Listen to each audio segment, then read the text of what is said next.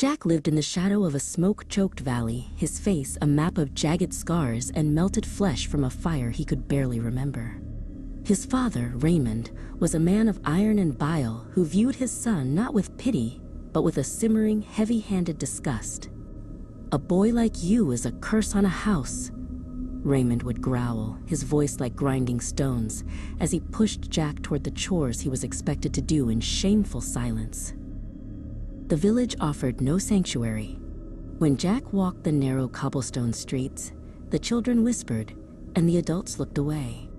A boy named Silas was the worst of them, often cornering Jack near the mill to laugh at his reflection in the water.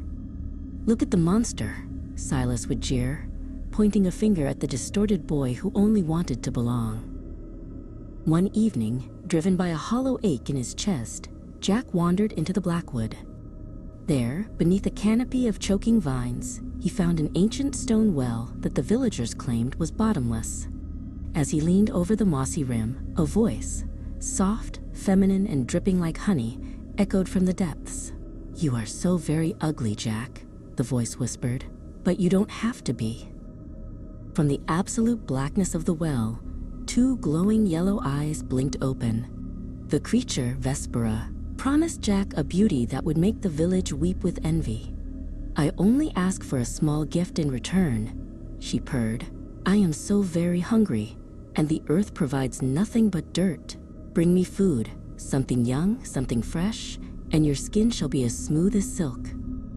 Jack thought of Ronald, a boy from the village with a face like an angel and a heart of gold.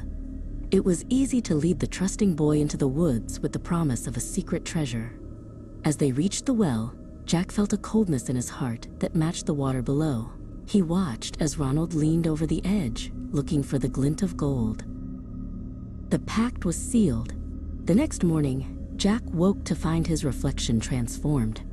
The ridges of scar tissue were gone, replaced by skin so flawless it seemed to glow. He walked through the village with his head held high, and for the first time, people looked at him with admiration rather than fear. But in the cellar of his mind, he could still hear Ronald's final, muffled cry. The beauty was a hungry thing. Within a week, Jack noticed a thin, gray crack appearing on his cheek, then another. The smooth skin began to peel away like old parchment, revealing the charred ruins beneath.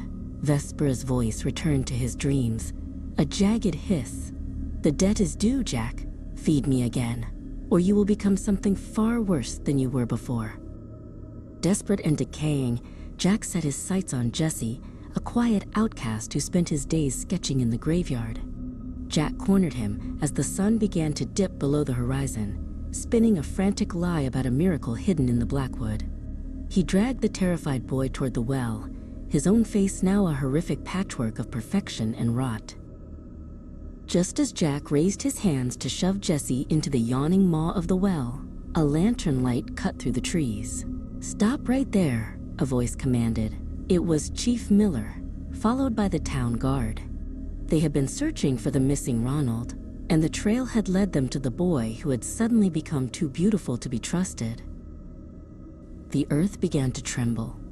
A massive ink-black arm, thick with wet hair and smelling of the grave, erupted from the well. It ignored the guards and the chief, reaching out with impossible speed for the boy who had failed to pay his debt. Jack screamed as the hand wrapped around his waist, dragging him toward the abyss as the yellow eyes watched from the dark.